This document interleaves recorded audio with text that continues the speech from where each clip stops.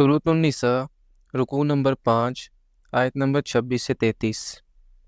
اعوذ باللہ من الشیطان الرجیم، بسم اللہ الرحمن الرحیم۔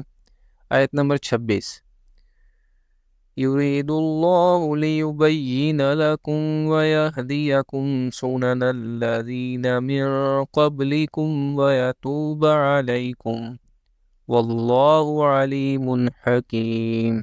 ترجمہ: اللہ چاہتا ہے کہ تمہارے لیے اپنے احکام واضح کر دے اور تمہیں ہدایت بخشے ان راستوں کی جو تم سے پہلے کے لوگوں کے تھے، اور تم پر نظر عنایت فرمائے، اور اللہ سب کچھ جاننے والا کمال حکمت والا ہے۔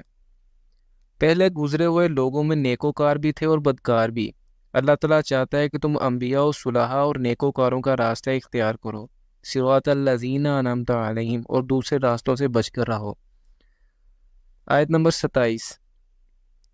واللہ یرید ان یتوب علیکم ویرید الذین یتبعون الشہوات ان تمیلوا میلا عظیما۔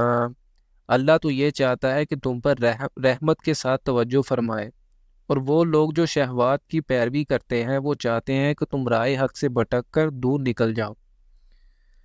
جو لوگ شہوات کی پیروی کرتے ہیں وہ چاہتے ہیں کہ تمہارا رجحان صراط مستقیم کی بجائے غلط راستوں کی طرف ہو جائے اور ادھر ہی تم بھٹکتے چلے جاؤ۔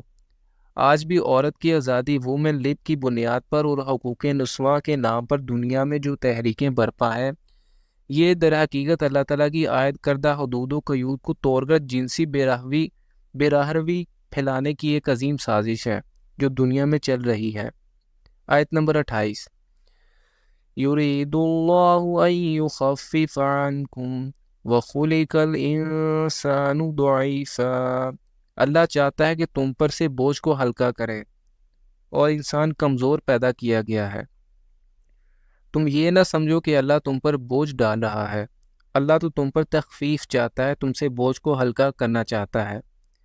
اگر تم ان چیزوں پر عمل نہیں کرو گے تو معاشرے میں گندگیاں پھیلیں گی، فساد برپا ہوگا، جھگڑے ہوں گے، بدگمانیاں ہوں گی۔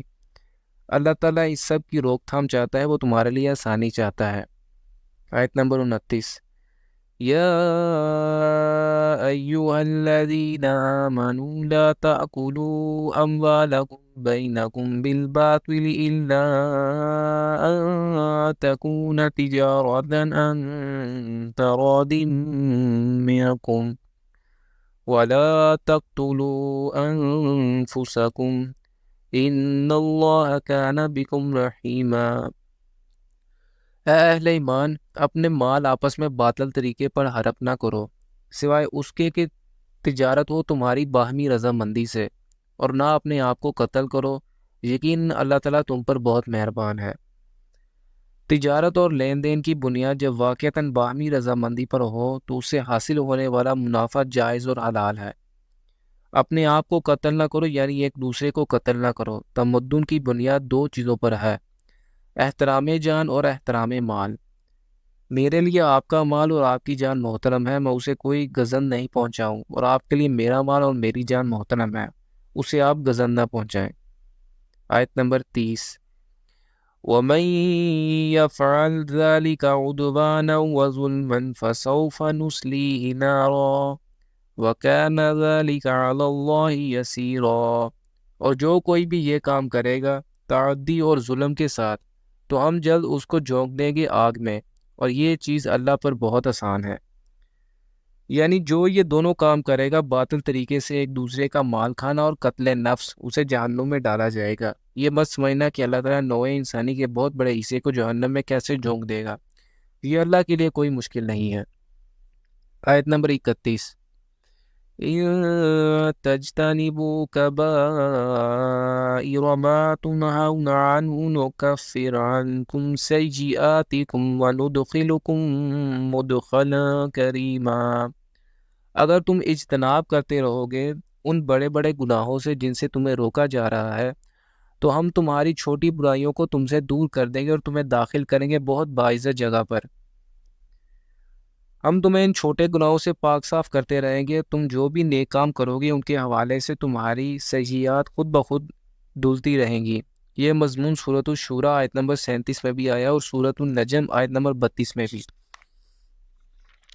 آیت نمبر 32، وَلَا تَتَمَنَّوْا مَا فَضَّلَ اللَّهُ بِهِ بَعْضَكُمْ عَلَى بَعْضٍ لِلرِّجَالِ نَصِيبٌ مِّمَّا اكْتَسَبُوا وَلِلنِّسَاءِ نَصِيبٌ مِّمَّا اكْتَسَبْنَ وَاسْأَلُوا اللَّهَ مِن فَضْلِهِ إِنَّ اللَّهَ كَانَ بِكُلِّ شَيْءٍ عَلِيمًا۔ اور تمنا نہ کیا کرو اس شے کی جس کے ذریعے سے اللہ نے تم میں سے بعض کو بعض پر فضیلت دے دی ہے۔ مردوں کے لیے حصہ ہے اس میں سے جو وہ کمائیں گی، اور عورتوں کے لیے حصہ ہے اس میں سے جو وہ کمائیں گی، اور اللہ سے اس کا فضل طلب کرو، یقیناً اللہ تعالیٰ ہر شے کا علم رکھتا ہے۔ اللہ تعالیٰ نے بعض لوگوں کو ان کی خلقی صفات کے اعتبار سے دوسروں پر فضیلت دی ہے۔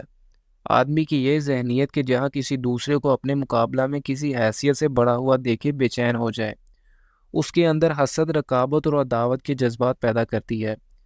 اس آیت میں اسی ذہنیت سے بچنے کی ہدایت فرمائی جا رہی ہے۔ آیت نمبر 33، وَلِكُلٍّ جَعَلْنَا مَوَالِيَ مِمَّا تَرَكَ الْوَالِدَانِ وَالْأَقْرَبُونَ وَالَّذِينَ عَقَدَتْ أَيْمَانُكُمْ فَآتُوهُمْ نَصِيبَهُمْ إِنَّ اللَّهَ كَانَ عَلَى كُلِّ شَيْءٍ شَهِيدًا۔